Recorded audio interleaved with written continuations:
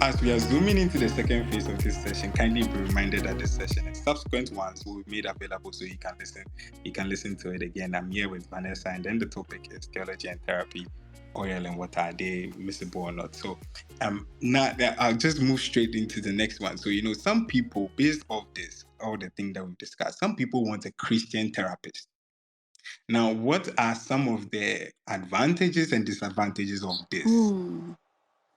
Yes. That's another good question, because Christian therapy has become a very popular thing among Christians who are now being open to therapy. I don't know how I feel about it, to be honest, because I'm yet to really find an accredited body just for Christian therapists.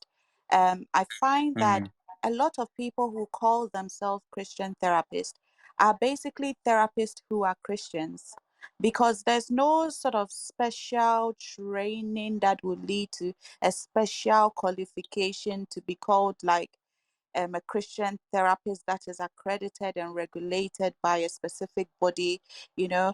But, I think that we all, all the Christian therapists, we all receive the same training as the people who are not Christians. But then what they do is that they brand themselves as um, Christian therapists. So they are basically therapists like everyone else who is a therapist, but they are just Christians. Okay. So right off that, we can see some disadvantages, because the Christian part of the therapy they are giving you is not regulated.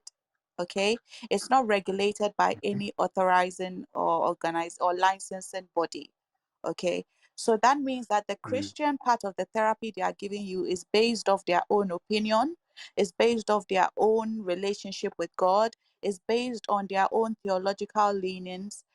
So, for example, if you have a Christian therapist who believes in, let's say, the prosperity gospel, health and wealth, and that's what God came to give you, in your therapy, they are most likely going to say, "We rebuke that devil in the name of Jesus."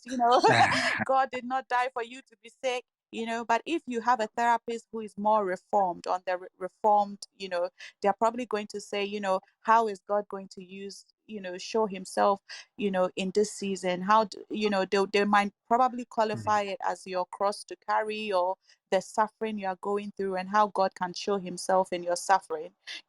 So based on that Christian who is a therapist, based on their own theological leanings, that will also influence the therapy that they are giving you. Bear in mind that this is not regulated by a licensing body.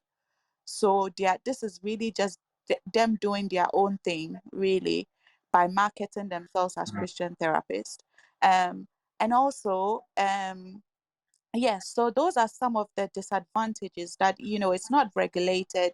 It really depends on their own understanding of God.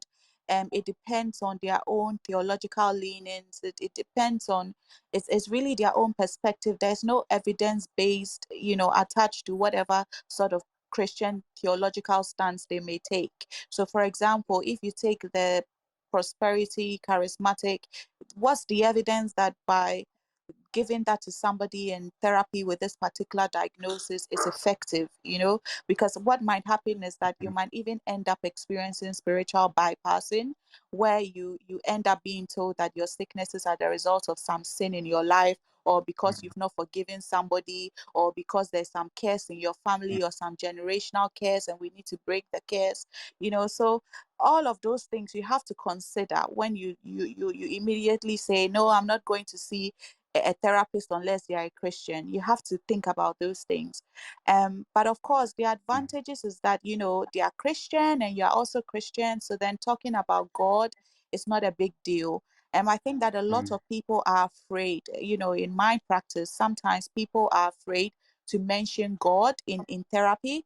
I certainly welcome it. And I think that, given our training, we are supposed to welcome it, whether you're a Christian or not, whether you believe in God or not. As a therapist, you are supposed to welcome conversations on God. But I guess that when you have a Christian, a therapist who is a Christian, then they are more willing to investigate or explore how your faith helps you in your life. Maybe is it a coping mechanism? Is it a defense mechanism? Is it something that helps you to exist with your condition? How does your faith play out in your life? I think a Christian therapist would be more sensitive and open to those discussions, whereas a therapist who is not Christian may want to focus on other things instead. So that's the advantage. um another advantage is that um another advantage really is that if you get a therapist who I guess identifies with your theological leanings, you can have conversations about coming to terms with how God can be present in your suffering, or, well, I'm being biased, but, or even, if you are the more let's cast out the devil, then maybe you can have a therapist who would identify with that, and maybe that might help you. Maybe having a therapist who would say, cast out the devil is what might heal you. And for some people, having a therapist who would say, how is God showing up in this time of your life? How do we make sense of God in your suffering? Is what can give people a lot of peace. So if you find a therapist who aligns with your theological stance, then that can also be very effective, very, you know, very instrumental in your healing. Because they can also you can have conversations about maybe certain things you are struggling to come to terms with in terms of how God and your condition can, how to make sense of God in with your condition.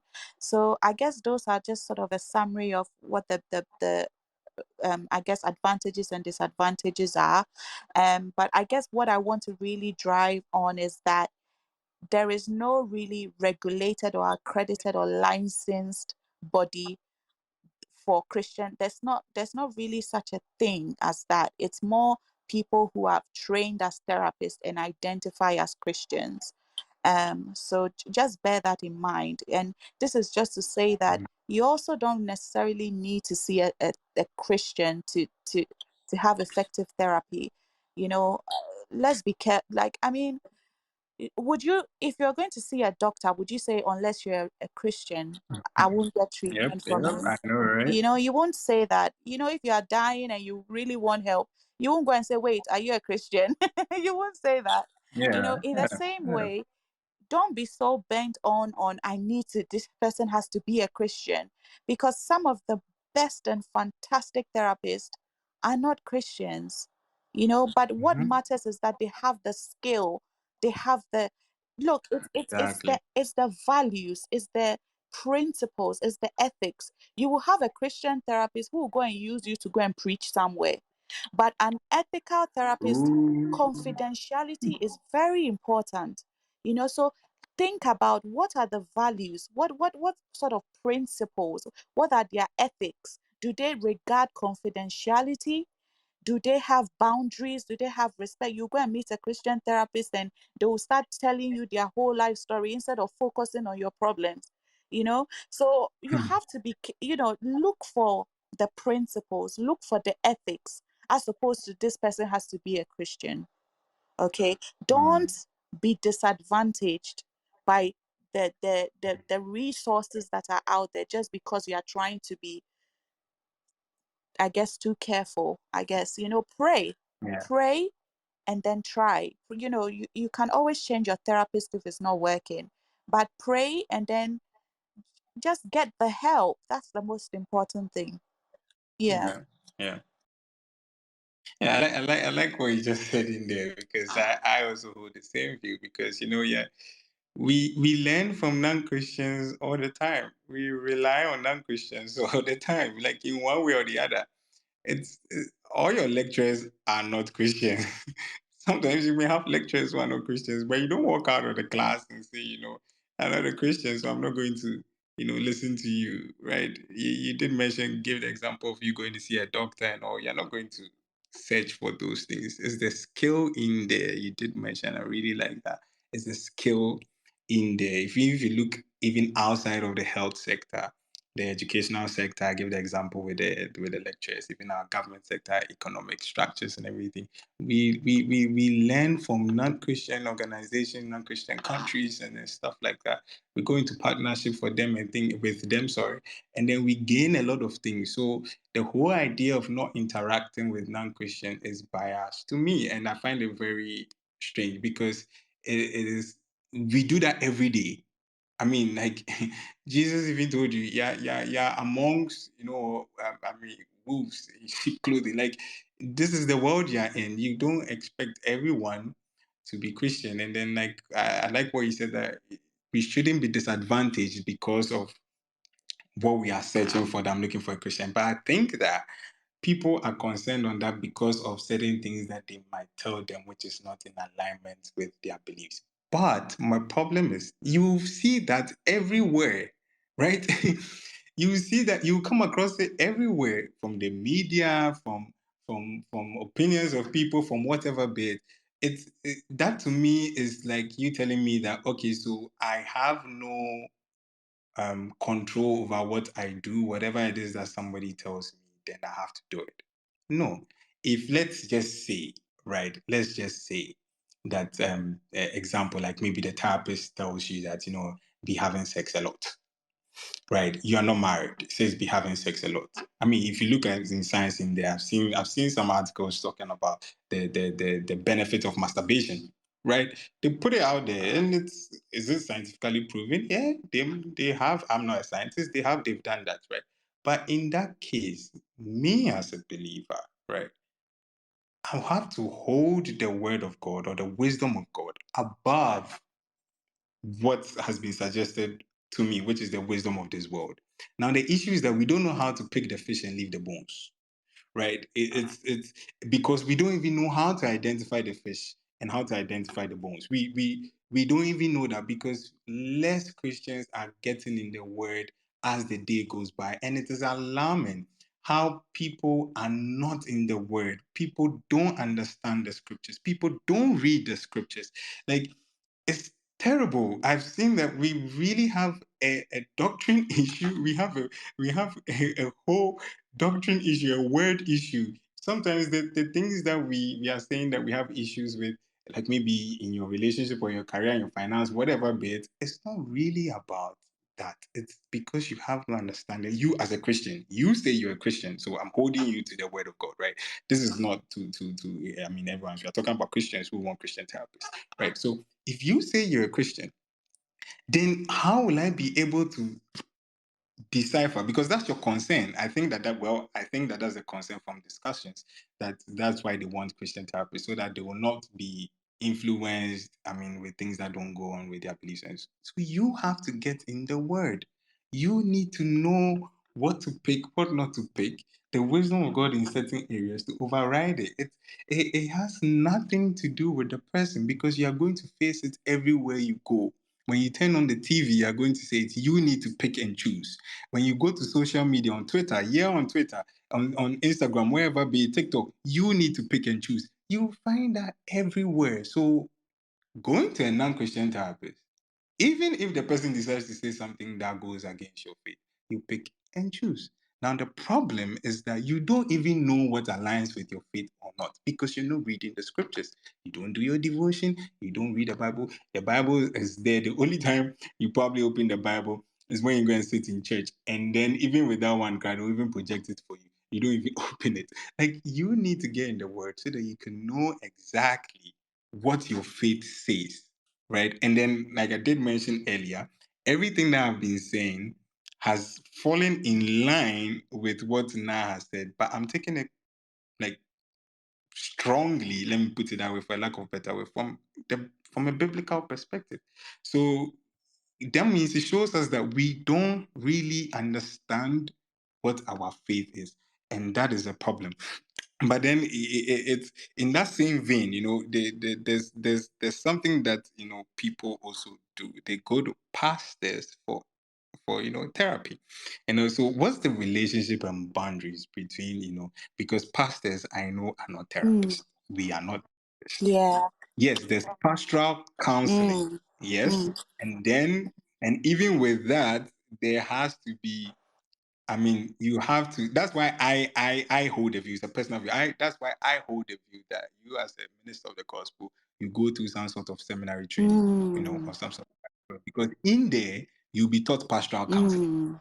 right? Or even people even offer that as a course on its own. So I know that you offer pastoral counseling, Mm. but you're not a therapist. So what is the relationship between that and the boundaries that should come in? Right. Where should the line That's a very good question. And just to add on to the previous point, you said like very good things regarding the spiritual act, the biblical aspect of it.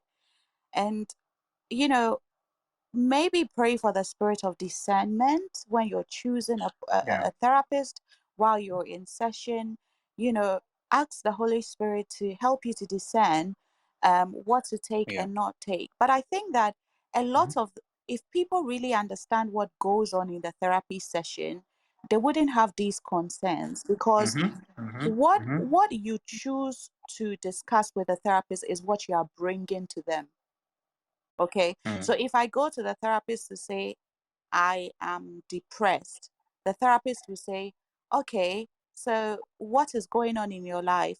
And then therapists also work with goals. Okay, so what do you Mm. hope to achieve at the end of our sessions? Okay, so if you're saying you're going in for, like, you have depression, and you, maybe your goal is that you want to be out and socializing by the end of our therapy sessions, there's no way they might come in with, let's say, maybe have sex or LGBT. Like, it's so far fetched from the focus of the Mm. intervention.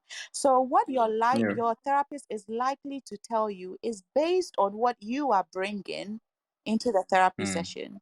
Okay. And I don't know if there's time, but maybe I could even role play it and show you what actually happens, and like how we ask our questions. Because there's, what Mm. therapists do is that we ask questions, we don't give advice. That's a very big Okay. Yeah. misconception. Yeah. A lot of Yeah. people think Yeah.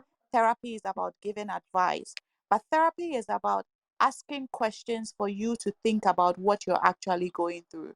We ask you Mm. questions that you don't think about. So, a good therapist is a very good listener, because you have to be able to Mm. listen well to be able to ask questions. So, by the time they've asked you all your questions, you yourself, you find the answer on your own. You would end up answering your own questions, you know. So a very good Yeah. therapist is a therapist who asks a lot of questions.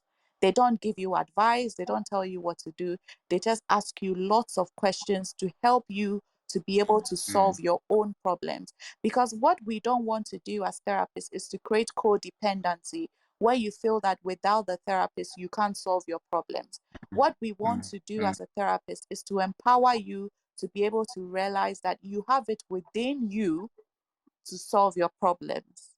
Okay. And that is very different from counseling. With counseling, Mm. you are more likely to get advice. Yeah. That's the difference. So with counseling, you are more likely to be counseled. You are more likely to be Mm. given advice. Whereas with Yeah. therapy, it's more of a lot of questions, a lot of, let's think about this. Your therapist is not going to, even if they have an opinion, they will keep quiet. They'll keep quiet about it and ask questions for you to realize it on your own, basically. Mm. But with counseling, is the person is basically giving you advice, is counseling you on Mm. whatever it Mm. is you are bringing to them. And Mhm. I guess that is Mhm. where, that is what most pastors do, or what maybe I guess that's what the Yeah. pastoral counseling is. So Yeah. pastoral counseling is very different from therapy. Okay. In Yeah. that with Yeah. pastoral counseling, the pastor is giving you the advice, giving you the counsel, whereas with therapy, you won't get that. Okay. And Mhm. but then you still be able to I don't know, it's a very interesting way how therapy works. We don't give you advice, but then by the end of the Mm. session you feel good about yourself. So with No. counseling, they are giving you advice. Now, Mm. there are a lot of things to be careful about with counseling, because I don't know if there's a licensing body or regulatory body that has set out maybe a manual of counseling that every counselor, pastoral counselor, must follow through. I'm not sure there's a body, Mm. responsible for that. That they'll just come and look at your work. With therapists, you can have anybody just come into your office and look at your cases to see how you handled it. So there's a lot of Mm. accountability. But with pastoral counseling, I'm not sure. So because of that, pastors can give you whatever counsel, and it's not regulated. So if they're telling you anything, it's their own opinion, it's their own understanding of events, it's their own experiences that they are giving to you. But again, the same principles must apply. Confidentiality. If you go Yeah. to your pastor and go and tell your pastor your problem, you shouldn't hear him using your story as example in a sermon. Yep. 100%. That is not somebody you can trust. Okay, so that is one thing, one red flag. Okay, if your pastor is somebody who tends to tell a lot of stories about people's problems in their sermons, that's a red flag, because that automatically breaks one of the You breach privacy the and principles confidentiality. Yeah. of counseling, which is confidentiality. Okay, and also, again, like what I said about the Christian counseling and all of that, it's really their own theological leanings as well. So be mindful of that. That Yeah. what theology does your pastor hold, and how Yeah. would that influence the advice they give you? You know, because I Yeah. have met so many pastors who have said all sorts of things about certain conditions I have, So you have to be very careful, because not all pastor believes the same thing about God, about sickness, about mental illness. And you also have to consider their education and academic backgrounds. If they Yeah. have some Yeah. sort of degree or diploma in counseling, then that is probably a good thing. But if they don't have they've not even bothered to do pastoral counseling, even a free course on the internet, nothing. There's no educational background, nothing. Yeah. Yeah. You have to be careful. You have to be careful. Yeah. So those are the things to look out for. Be careful about in terms of the boundaries of where pastoral counseling may not be suitable for what you are going through. Okay, but Yeah. it can definitely be a good tool to supplement whatever treatment you're already getting, because I believe that when you have mental illness of any sort, you need to get a strong community. You cannot heal yourself in isolation. It is your community that will carry you through. So the bigger your Yeah. community, the better. So you have a doctor, you have a therapist, you have a pastor, so your community is just bigger and bigger and bigger. And when you have problems, you can hear from the doctor, you can hear from your therapist, you can go to your pastor, you can go to your friend, you can go to that is even better. So the bigger your community, the better. But be careful. Be careful of who is in your community, especially who is in your healing community. Okay. So those are things to be mindful of. Yeah. Yeah. And I like it there when you spoke about the academic, like side of things of the pastors, right? Because, and this is why I believe that every minister should really undergo like training, and then maybe if seminary or whatever it is, because you know the demand. Before I even just go on, I think the body, I think there is. I'm not too sure, but I think there is, because I have some, minister friends who are into that, who were talking about their alliances and stuff like that. I think there is. I think so. I'm not too certain, but I think so.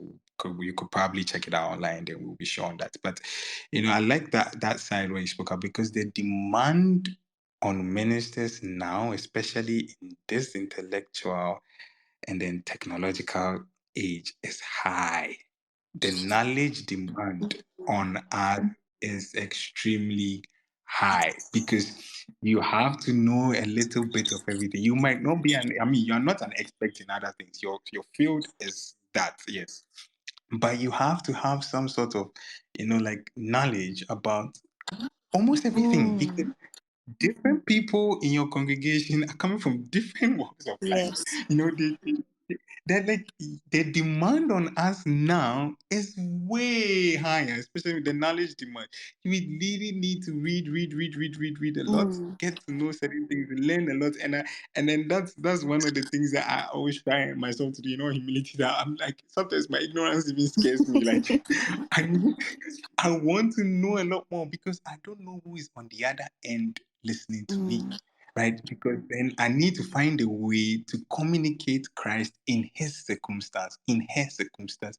I need to be able to know how, or teach the person how to, experience Christ in whatever field it is. How do I do that if I have zero knowledge? Like I said, I'm not saying that we should be experts. How do I do that if I have zero knowledge of the context in which it is being said? And to me, as a matter of fact, therapy helps with theology very much.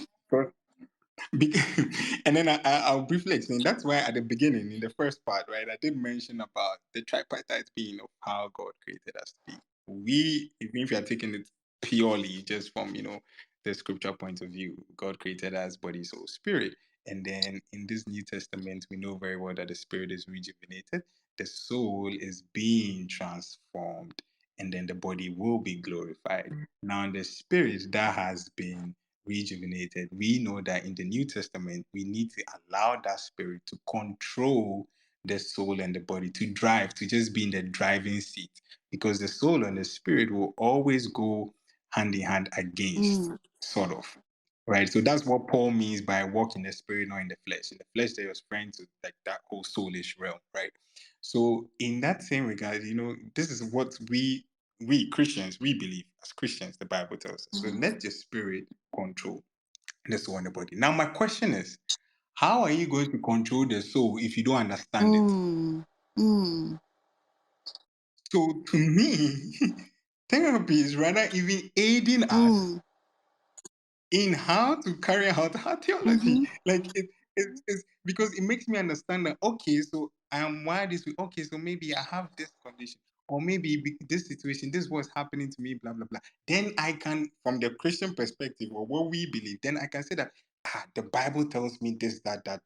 So now I can allow the spirit to control what I understand now about my soul. So when I'm understanding my soul or my thoughts, my emotions, what's happening to me, I can be able to identify the places which does not align with the word of God and which part aligns. So to me, therapy aids in theology.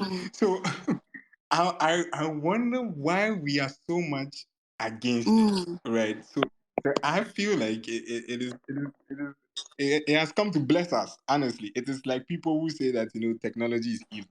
I mean, like I don't agree with that. So we realize that there's no much talk in the African and Ghanaian church on mental health, right? So what can these churches, and well, I mean the African churches, the Ghanaian churches, what can we do to bring more awareness to the topic? And like what can we do to aid this? Like conundrum. That's a tough question. Like, I like what you just said, because I didn't even think about it like that. Like, therapy can actually help your theology. It's so, Yeah. like, that is so profound. And for me, I think my dream would be that every church will have a mental health department, because I think 100, I agree. we have a lot of health, physical. There are doctors, in I know certain churches have medical facilities and all of that. But my dream would be that every church would have a mental health department, especially for young people. That would be my dream. And it's funny because I want to actually be a missionary psychologist, which is like rare. But like those, like there are lots of like missionary doctors who go to all these rural places to help people with their medical health and also preach the gospel. I told God that, God, if you make me become a missionary psychologist, that like I'm willing to, that would be my dream. I can die after that. So Well, uh, now I have a new prayer topic yeah, because we like need that that. would be the So dream, to be able to go to rural places and give mental health care while also sharing the gospel. you know. And how do we make this more common or accepted in our Ghanaian churches?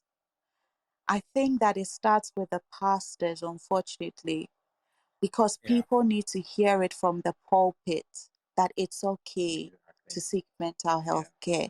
That it doesn't mean that you are not strong in faith. It doesn't mean that you don't pray enough. It doesn't mean that you are not fasting enough. It doesn't mean that you are not Exactly. anointed. Pastors need to be relaying these messages that it's okay. It doesn't mean you are Yeah. demon possessed. And I think that if people hear it from people they respect, if people hear it from Mm-hmm. people who stand behind the pulpit, people they listen to and admire, that would really change things. Because somebody in the congregation can know that, yes, I have a mental health problem and is considering therapy. But then if you go to church and your pastor is saying that, mental illness is a demon activity, and it's like you've automatically discouraged the person who wanted to go and Yep. who wanted to go and get Yep. help. So people in these spaces, people who have the authority, some sort of following, something, should be the ones, especially in the Christian community, should be the ones relaying the message that it's okay to get help. It's okay. Like, God is not, having conversations about mental illness and the Bible, and what does the Bible say about mental illness? What does God say about mental illness? We really need to get that from our pastors. But as to how we're going to, I don't know the how. Honestly, I don't know where to start.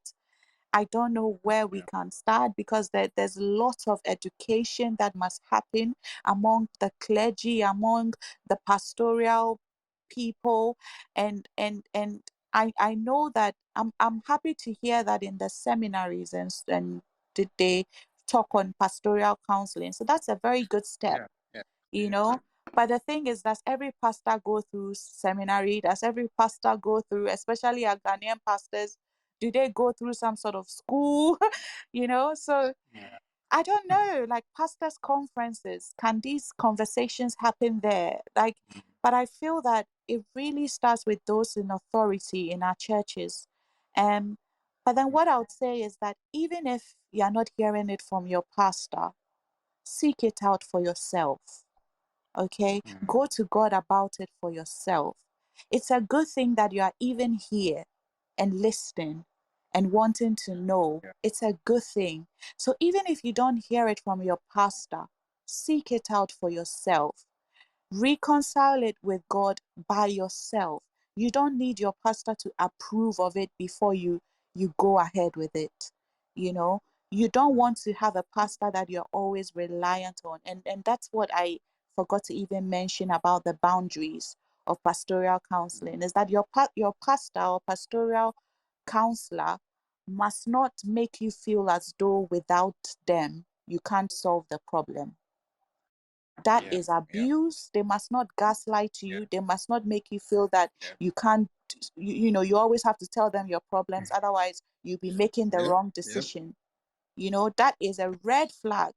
You should be able to Yep. have one conversation with your pastor and feel so encouraged and so, empowered. You should be able to. It's not that you Yep. go and speak to your pastor and now you have to go and see them every week for like 3 months, because like without them you can't solve your Exactly. problem. Like, You know, don't. That is a red flag. Run. yeah, it is. It is. And then I think maybe I should bring you back in January, because in Okay. January I'm going to talk next year in January I'm going to talk about the spiritual abusive church. Oh And then yes, you I would love to all of talk those about things that. come Yeah. in there. Yeah, The so spiritual so abuse. even if your pastor is not saying it, is not preaching about it, seek it out for yourself. There are a lot of Christians who are psychologists, psychiatrists, counselors, therapists. You can message me. I'm also a Christian. If I hope you know I'm a Christian, but I'm also a Christian. Like, we can talk about it, but yeah, seek it out for yourself. And if you're wanting therapy and you are like, oh, I can't afford therapy, you know what I do? I follow accounts of therapists and I get Yeah. free Yeah. therapy. You Yeah. can follow them on Exactly. Twitter, Exactly. TikTok. We are blessed to have Instagram. that. Oh my God. When I'm Exactly. going through They are something, everywhere. exactly, and I can't afford a therapist, I just go and follow a Hmm. therapist who specializes in what I'm going through, and I just get Yeah. so much information. I'm like, wow, Mm. so that's one trick. Follow those therapists, follow therapists who talk Mm. about the things you are going through, and you will get so many resources. And then when you are ready and you are financially ready to have a proper therapist, then you'd go for it. But don't wait. Okay, Mm. don't wait. Yeah. Start following them now. You know, reconcile whatever your concerns with God. Speak to somebody, even Paul. I don't, speak to him. Yeah. But speak to him, have this, whatever it is, speak to somebody who is in that field and ask them ask them all the questions you have. Don't wait for your pastor to authorize it or give the go ahead before you seek it for yourself. Yeah. Yeah. Mhm. I like it always because if you come to my bookmarks and then my saved images on Twitter and Instagram, there's a lot on therapy. Mm, There's a lot of I follow a lot of accounts and stuff like that. I save a lot of images and all, and it's just giving me a lot more understanding of myself, mm, why I act the way I do, and all of those things, and how I act, why I love those things, and I compare it to the word of God. It makes it even easier for me to know exactly what to work on and stuff. mhm, Like I said earlier, me therapy has been an aid for theology. mm, I'm not going to, and then one way that I really think that the churches can help is exactly what you say. It has to come from the pulpit. It has to come from there. Like we need to put out sound teaching. Like I mhm. said, everything that I've said in here, there were biblical backing to it. So if it's not going against therapy, then I don't know how. Maybe we are reading the scriptures differently. I'm not saying I know everything and I'm the standard, but I mean, like, it's the same Bible. I mean, we reading, and this is what we can see in there. So, sound teaching, New Testament teaching that we can tell our people, talk about it. The department, like the mental health department that you spoke about. I mean, like I know that generally some of the churches in Africa and Ghana really struggle financially to hold Mm, that. But like mm. you mentioned, sometimes some people in the church might be willing because maybe we might have doctors in there, we might have Yes. therapists in there. Yes. Like, they are willing, just like we gather for the media team and then, Yes. some people volunteer.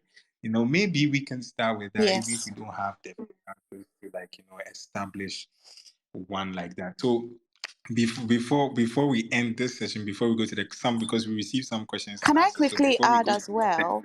Um, yeah, I was going to give you the last word to say. okay. Like, do you have something to say? Do you have any last words for them Yes. before we move to the questions and Yes. answers? Yeah. I have a devotional where I wrote specifically for Christians who are struggling with mental health.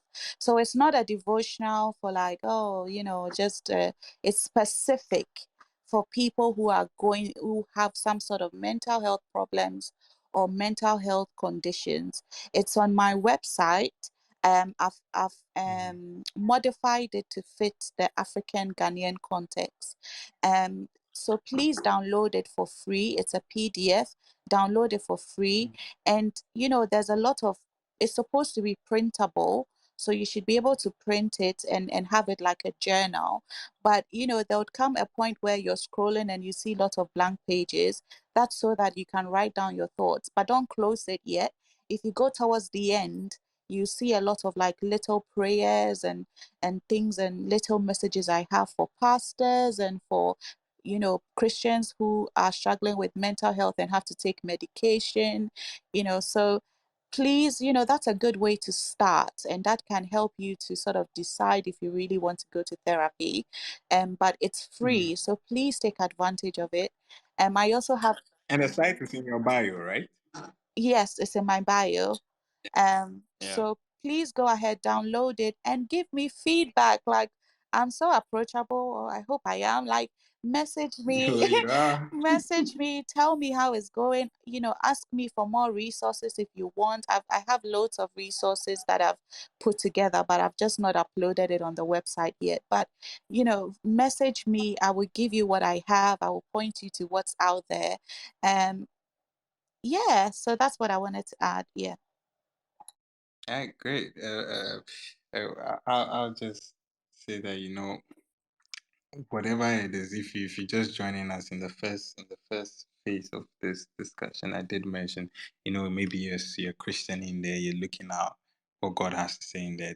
I did mention on three different categories of things that might affect our mental health in there. Yes, there's the spiritual aspect in there. Yes, there's the life situations that might happen, or certain things that might happen to you, or maybe even your physical, like your being, how you were made up, whether it is hormones, whether it's chemical imbalances, all of those kind of things. Maybe it's genetic, whatever be it, right? Those are the physical side. There are situations that might happen to you that might affect that. There's also spiritual thing, the spiritual side. But like I said, that divine healing does not mean that the issue was caused by a demon. Divine healing means that no matter the cause, whether it is spiritual, whether it's a situation, whether it is a physical thing that it runs through your family or whatever be it, God can heal you. He can heal you through a therapist, or he can also heal you supernaturally. Yes, because we have scriptures that back all of these things up, right? So even the one of the famous, like scriptures that we quote, bringing, 2 Corinthians, I think 10:5, it says, casting down imaginations, and bringing into captivity every thought to the obedience of Christ, right? In that particular verse, the thoughts there, if you look at the root word in Greek, it actually means the mental disposition, right? Bringing that no matter your mental disposition, whatever be it that is causing, right? Now, Paul is saying that let your spirit be able to, bring it to captivity to the obedience of Christ, right? And therapist helps with that. It helps you understand who you are. We said on how therapy to me, and then which I think, now also agrees on how it aids in theology. Right, you might be going through something, or maybe you might have all of these things, but I believe that God is the healer, right? And I pray for anyone here who is really going through anything, and I pray that when you experience the peace of God, when you experience divine healing, if God can Amen. heal others, then that means He can also heal mental illnesses, Amen. right? So I ask and I deploy that may God heal you, the hand of God, the healing grace. May it reach you wherever it is that you are listening to me right now. And then I'll just let you to know that, research has even shown that people who believe, I think it was a research that was done by Ellison, I think it was in 2010, I think, and then they came to the conclusion out of their research that, people believing in the existence of a loving God actually improves their mental Mm-hmm. health, right? So, and then this is not even just like a fantasy, or like, something like a myth or whatever it is. There is indeed a loving God. He is real. He exists, right? And then this is a call that I'm making, that, he's arms wide open, like, waiting for you to just accept him into your life. And then maybe you haven't done so. Maybe you have, but you're not even too sure on it. But right now is an opportunity for you to do so. Before we move to the questions and answers, before we address those ones, I just want you to take a time and then just say a prayer, and then invite him back into your life. Yes. Invite him into your life, because he comes with peace. He says that he is the Prince of Peace, Yes. right? So I want you to just open your mouth. You don't have to say so much. Mm. You can just, oh, please, I need you. Come into my life, and that is it, Yes. right? So I just want you to remind you that there's somebody Yes. who came to die, that, out of this broken world, after we're dead and gone, there's a place that He has made where the Bible says that there's no weeping, there's no mourning, there's no tears. And He's waiting for us on the other side, while being with us here in the midst of whatever it is that we are going through. So I pray that at the end of the day, right, you will come to that knowledge of Christ, and you have the peace, and you will come into a full healing of what you're hoping for. So thank you.